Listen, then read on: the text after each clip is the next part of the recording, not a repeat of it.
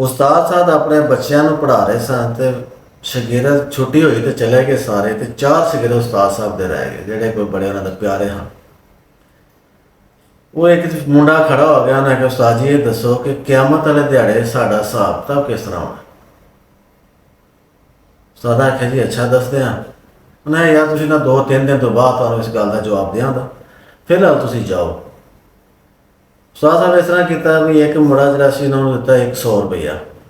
ਉਹਨੇ ਆਖਿਆ ਵੀ ਇਹ 100 ਤੇਰਾ, ਇੱਕ ਨੂੰ ਦਿੱਤੇ 70 ਰੁਪਈਏ, ਤੀਸਰੇ ਨੂੰ ਦਿੱਤੇ 40 ਰੁਪਈਏ ਤੇ ਜਿਹੜਾ ਸਭ ਤੋਂ ਆਖਰ ਤੇ ਜਿਹਨੇ ਸਵਾਲ ਕੀਤਾ ਉਹਨੂੰ ਦਿੱਤਾ 1 ਰੁਪਈਆ। ਉਹਨੇ ਆਖਿਆ ਵੀ ਗੱਲ ਇਹ ਪੈਸੇ ਤੁਸੀਂ ਲੈ ਜਾਓ, ਸਵੇਰ ਤੁਹਾਨੂੰ ਛੁੱਟੀ ਹੈ, ਤੁਸੀਂ ਇਹ ਸਾਰੇ ਪੈਸੇ ਖਰਚ ਕਰਕੇ ਨਾ ਤੇ ਪਰਸੋਂ ਉਹ ਮਾਈ ਫੱਤਾਂ ਦੇ ਤੰਦੂਰ ਤੇ ਆ ਜਾਣਾ ਡੇਗਰ ਤੋਂ ਬਾਅਦ ਜੈਸਾ ਤੰਦੂਰ ਤਪਿਆ ਹੋਵੇ। ਉਹਨੇ ਆਖਿਆ ਜੀ ਠੀਕ ਹੈ। ਮੈਂ ਪੈਸੇ ਸਾਰੇ ਖਰਚ ਕਰਕੇ ਆਉਣਾ। ਸ਼ਾਗਿਰਦ ਚਲੇ ਗਏ, ਸਵੇਰ ਛੁੱਟੀ ਸੀ, ਉਹਨਾਂ ਆਪਣੇ ਪੈਸੇ ਜਿਹੜੇ ਦਿੱਤੇ ਉਸਤਾਦ ਨੇ ਖਰਚ ਕੀਤੇ। ਅਗਲੇ ਦਿਨ ਉਸੇ ਟਾਈਮ ਤੇ ਤੰਦੂਰ ਤੇ ਪਹੁੰਚ ਗਏ ਚਾਰੇ ਸ਼ਾਗਿਰਦ। ਉਸਤਾਦ ਸਾਹਿਬ ਪਹਿਲਾਂ ਹੀ ਉੱਥੇ ਮੌਜੂਦ ਸਨ। ਉਹਨਾਂ ਆਖਿਆ ਹਾਂ ਵੀ ਆ ਗਏ। ਉਹਨਾਂ ਜੀ ਆ ਗਏ, ਪੈਸੇ ਉਹਨਾਂ ਜੀ ਸਾਰੇ ਖਰਚ ਕਰ ਆਏ। ਮਾਈ ਫੱਤਾ ਤੰਦੂਰ ਤੇ ਰੋਟੀਆਂ ਲਾ ਕੇ ਗਈ ਸੀ ਟੁਰ ਤੇ ਉਹ ਤੰਦੂਰ ਤੇ ਪੰਜਾਬੀ ਲੋਕ ਸਾਰੇ ਜਾਣਦੇ ਹੈ ਕਿ ਤੰਦੂਰ ਜਿੱਥੇ ਬਣਾਇਆ ਹੁੰਦਾ ਨਾ ਉਹਦੇ ਚਾਰ ਚੁਫੇਰੇ ਜਗ੍ਹਾ ਜਿਹੜੀ ਹੈ ਨਾ ਉਹ ਬੜੀ ਗਰਮ ਹੁੰਦੀ। ਉਸਤਾਦ ਨੇ ਜਿਸ ਮੁੰਡੇ ਨੂੰ ਦਿੱਤਾ ਸੀ ਨਾ 100 ਰੁਪਈਆ, ਉਹਨੂੰ ਕਹਿੰਦੇ ਵੀ ਜੁੱਤੀ ਲਾ ਥੱਲੇ ਤੇ ਇੱਥੇ ਉੱਤੇ ਚੜ ਜਾ।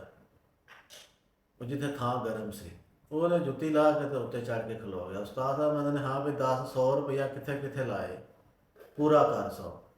ਉਹ ਲੱਗ ਪਿਆ ਗਿਣਨ, ਜੇ 10 ਦੀ ਫਲਾਣੀ ਸ਼ਾਇਦ ਲਈ, 5 ਦੀ ਫਲਾਣੀ, 20 ਦੀ ਫਲਾਣੀ। ਉਹ 100 ਹਜ਼ਾਰ ਇੱਕ ਦਿਨ ਵੀ ਵਿੱਚੋਂ ਗੁਜ਼ਰ ਗਿਆ ਸੀ। 100 ਦਾ ਹਿਸਾਬ ਦਿੰਦਿਆਂ ਨਾ ਪੂਰਾ 100 ਕਰਦਿਆਂ ਮਿੰਟ 4-5 ਲੱਗ ਗਏ। ਪੈਰ ਸੜ ਕੇ ਕਦੀ ਉਹ ਪੈਰ ਇੱਕ ਚੁੱਕੇ ਦੂਜਾ ਧਰੇ, ਇੱਕ ਚੁੱਕੇ ਦੂਜਾ ਧਰੇ, ਉਹ ਸੜਦੇ ਹਨ ਥੱਲੇ ਪੈਰ, ਮਿੱਟੀ ਬੜੀ ਗਰਮ ਸੀ। ਲੋ ਜਨਾਬ 100 ਦਾ ਹਿਸਾਬ ਪੂਰਾ ਹੋਇਆ ਤਾਂ ਉਹਨਾਂ ਆਖਿਆ ਵੀ ਤੂੰ ਥੱਲੇ ਲੈ ਆ। ਜਦੋਂ ਤੁਸੀਂ ਕਹਿੰਦੇ 70 ਰੁਪਏ ਉਹਨਾਂ ਆਖਿਆ ਵੀ ਤੂੰ ਹੀ ਜੁੱਤੀ ਲਾ, ਤੂੰ ਹੀ ਉੱਤੇ ਚੜ। ਉਹ ਉੱਤੇ ਚੜ ਕੇ ਉਹਨਾਂ ਨੇ ਹਾਂ ਵੀ 70 ਰੁਪਏ ਤੂੰ ਕਿਤੇ ਖਰਚ ਕੀਤੇ। ਉਹ ਵੀ ਦੱਸਣ ਲੱਗ ਪਿਆ ਜੀ 10 ਉੱਥੇ 5 2 4 ਕਰਦਿਆਂ ਮਿੰਟ 3 ਉਹਨੂੰ ਵੀ ਲੱਗ ਗਏ 70 ਰੁਪਏ ਪੂਰੇ ਕਰਦਿਆਂ। ਯਾਰ ਯਾਦ ਕਰਕੇ ਦੱਸਣਾ ਸੀ ਵੀ ਕਿਹੜੀ ਕਿਹੜੀ ਸ਼ੈ ਖਾਧੀ, ਕੀ ਲਿਆ ਸੀ। ਉਹਨੂੰ ਵੀ ਸੇਕਾ ਵਾਹ ਹੀ ਲੱਗਾ, ਉਹ ਥੱਲੇ ਆ ਗਿਆ। ਹੁਣ ਤੀਸਰੇ ਦੀ ਵਾਰੀ ਜਿਹਦੇ ਕੋਲ 40 ਰੁਪਏ, ਉਹਨਾਂ ਨੇ ਤੂੰ ਚੱਲ ਜੁੱਤੀ ਲਾ ਕੇ ਉੱਤੇ, ਉਹ ਚੜਿਆ। ਉਹਨੇ ਆਪਣੇ ਹਿਸਾਬ ਦਿੱਤਾ, ਮਿੰਟ 2 ਉਹਦੇ ਵੀ ਲੱਗ ਗਏ। ਜਿਹੜਾ ਸੀ ਆਖਰ ਜਿਹਦੇ ਕੋਲ 1 ਰੁਪਈਆ ਸੀ ਉਹਨਾਂ ਨੇ ਤੂੰ ਵੀ ਜੁੱਤੀ ਲਾ ਕੇ ਚੜ ਜਾ ਉੱਤੇ।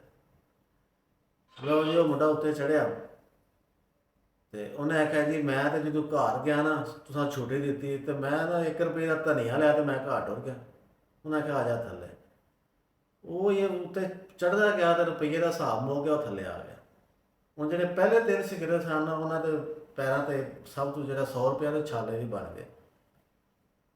ਉਹਨੇ ਆਖਿਆ ਵੀ ਤੁਹਾਡੇ ਸਵਾਲ ਦਾ ਜਵਾਬ ਵੀ ਇਹ ਹੀ ਹੈ ਕਿ ਜਿਸ ਇਨਸਾਨ ਨੂੰ ਜਿਤਨਾ ਜ਼ਿਆਦਾ ਮਾਲ ਅੱਲਾਹ ਪਾਕ ਦੇਗਾ ਉਸੇ ਤਰੀਕੇ ਨਾਲ ਹੀ, ਉਸੇ ਹੀ ਮੁਸ਼ਕਲ ਨਾਲ ਹੀ ਉਹਦਾ ਹਿਸਾਬ ਹੋਣਾ।